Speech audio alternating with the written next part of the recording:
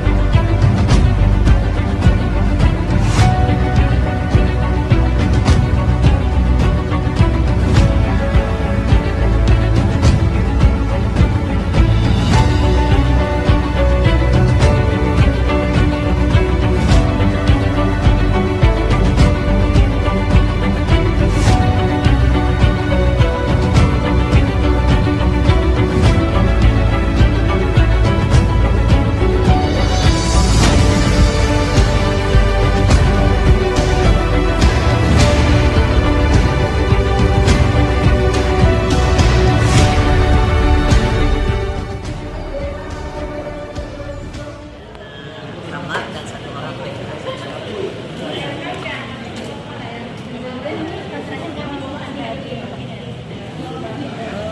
ini sekitar 3 bulan yang lalu.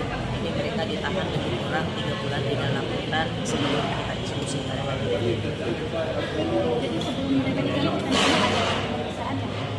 Iya, iya. Sebelum dicambuk mereka di dalam tahanan dalam pemeriksaan oleh tim jaksa. Setelah dari jaksa kemudian dilimpahkan ke Mahkamah Syariah dan para terdakwa itu ditahan di rutan Kaju. Tadi kan ada yang paling banyak dan ada yang paling sedikit. Yang paling banyak tadi pelanggar pelecehan seksual. Ada 40 kali cambuk, kemudian dipotong masa tahanan, dia dicambuk jadi 34 kali. Kurangi masa tahanan. Himbauan Bu terkait pelaksanaan uji online terkait itu kan dari apa persidangan banyak tuh himbauan itu. Ya kami menghimbau kepada seluruh masyarakat Kota Banda Aceh untuk menjaga diri dari perbuatan-perbuatan maksiat, perbuatan-perbuatan yang melanggar syariat Islam. Karena semuanya kan perbuatan sia-sia. Mereka minum khamar, main judi, kemudian ada yang melakukan pelecehan seksual yang itu menjatuhkan kehormatan orang lain. Semua perbuatan itu adalah perbuatan maksiat yang kami harapkan dijauhi oleh masyarakat Kota Banda Aceh, terutama para pemuda.